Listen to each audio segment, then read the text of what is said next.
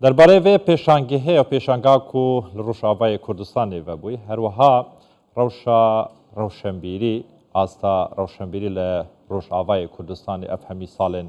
کو تجی کریز و قیران روشاوای کردستانی بخواه در باسکی ند چه آزدایه پرزگیری کو آستنگن هم بر روشا روشنبیری چالاکین روشنبیری شوی کی گشتین هنری ل روشاوای کردستانی چوا در باز دبن میوانه که برای عبدالحکیم محمد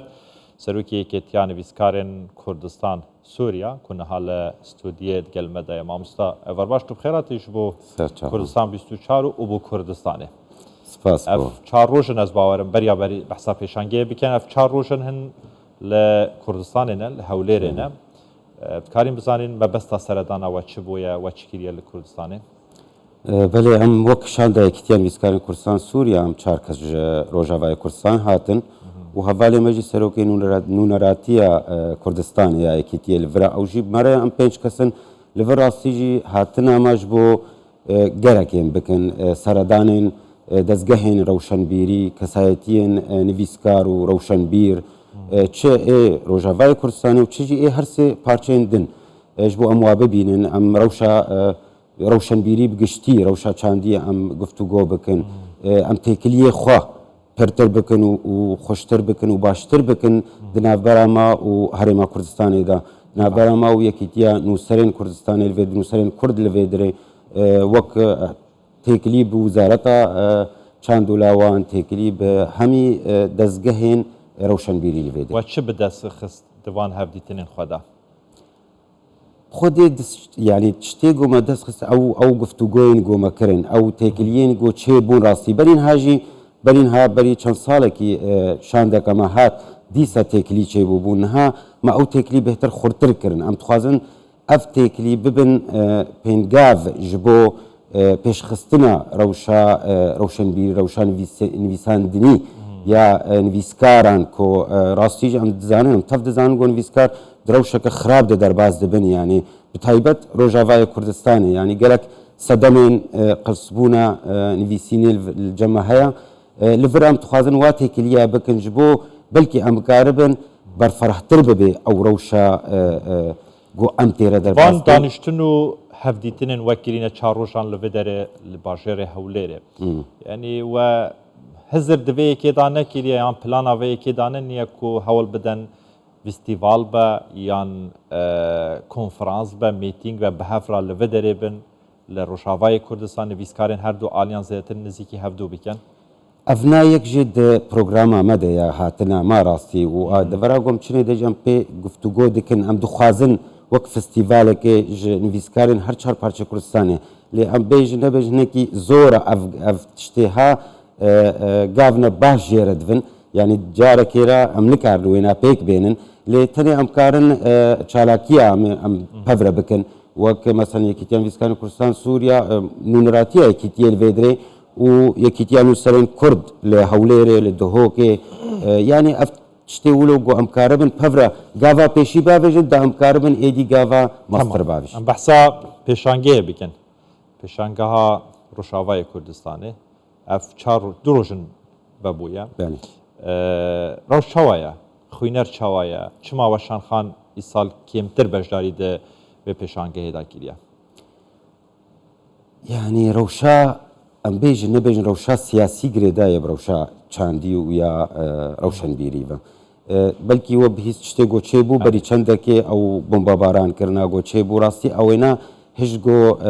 تكلي هنكي سست ببن وكين ببن بروجاوای كردستاني را نتني يا چاندي و روشن بيري يعني بگشتي جيان روجاوای كردستاني اشا راستي بي گلكي كيم بو لو ما بهورم جو افسدما هري سركيا جو ام بيجن دور نشر نكاري بون جو ورنا فيدري چاپخانه ای فرمی يعني بار تبي رامن شامي هاتبون چند ام بيجن چاپخانه لي اي سال راسي ام نلورنجي من از نزانم چه هاكي هاتيا وكينا هاتيا لي ازانم جو كيمن يعني و هولدايا كو ايساهن فيدرينا وشانخانه دیتینه سروکن وشانخانه نویسکار دیتینه خودین پرتوکان دیتینه کو بو سالا دهاتی هولدن پرکی دروز بکن جبو و چنده او پێشانگەیان لە ڕۆژاوایی کوردستانی ڤدبن لە باشووری کوردستانی ڤبن بەشداری بکەن بە هەڤرە هەفتوو بناسن شەهرەزاییە کەلتور و چاندی یەکتر ببن. بێگومان ینی دهما یەکیتیان نووسەرێن کورد لەوێ درێمە دیت ئەv پرسێک پرسێن مەبوو و مژارێک مژارێ مەی گەنگەشێ بوو ڕاستی و ئیرۆژی مە جەنابێ وەکیلێ وەزیرێ ڕەوشەنبیری و لاوان مەدیت ئەوژی هەمان تشت بە پێرە گەنگەشە کرد یعنی ئەم دخوازن کۆ تێکلی هەبێ دەعمکارە بن وەشارخانێ vê derê bibin ê wir jî bên nevê derê lê ev na jî tiştekî em bêjin siyasî di meselê de heye yanî li wir pêşangeha got dibe belkî her kes nikare tê de derbas bêj ber ez bawerim got mercên wê hene nizanim mercê wê ez ji te bêjim çi ne ez nizanim rastî lê ez zanim got mercê wê hene divê çapxaneyeke fermî bê ez bawerim yanî li vir hene çapxaneyê fermî hene dû wekem dibêjin dar neşer yanî li vê derê me dixwest em têkiliya jî war bikin rastî ji bo vê babetê em gengeşe bikin bi hevre û em zanibin ka heta çi astê em ê karibin têkiliya bi hevre bikin her wiha nivîskar jî niha me gelek nivîskar dane ber çavê xwe em dixwazin wa bibînin û me hinek dîtin jî ê Rojavayê Kurdistanê û ê em ê hewl din got heta ê Kurdê me ê Rihlat û ê Bakur û ê başûr jî em bibînin. Baş e. Rojavayê Kurdistanê di koka xwe da dewlemend e bi babetên çand û rewşenbîrî, keltûrî bi şêweyekê giştî.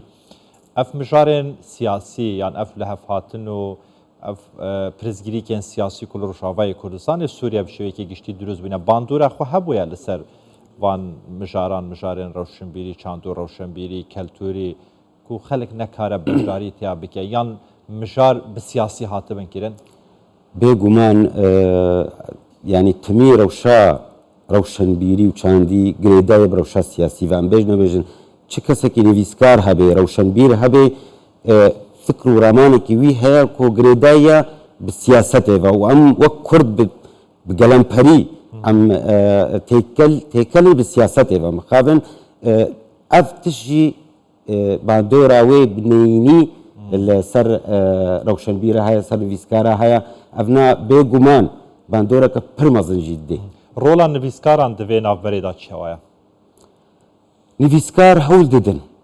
rastî niha em wek yekîtiya nivîskarên Kurdistan Sûriya Meydar e yan bêalî ye?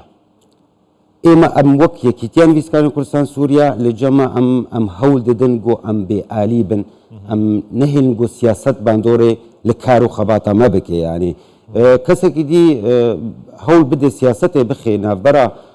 یانژی ڕەوشا سیاسیدا ئەو ئیشەمەژێنینە لێ ئەم وەک یەکیتی تاژمەتێ تێکلیە مە بە هەمی ڕەوشەنبیرێن ڕۆژاوای کوردستانێرە هەنە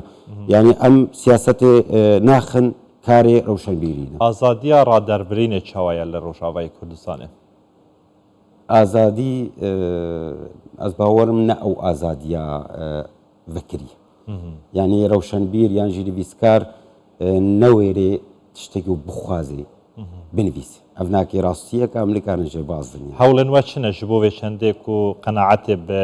wî alîbînin ku rêgir e di azadiya rojnamegerî da azadiya nivîsînê da?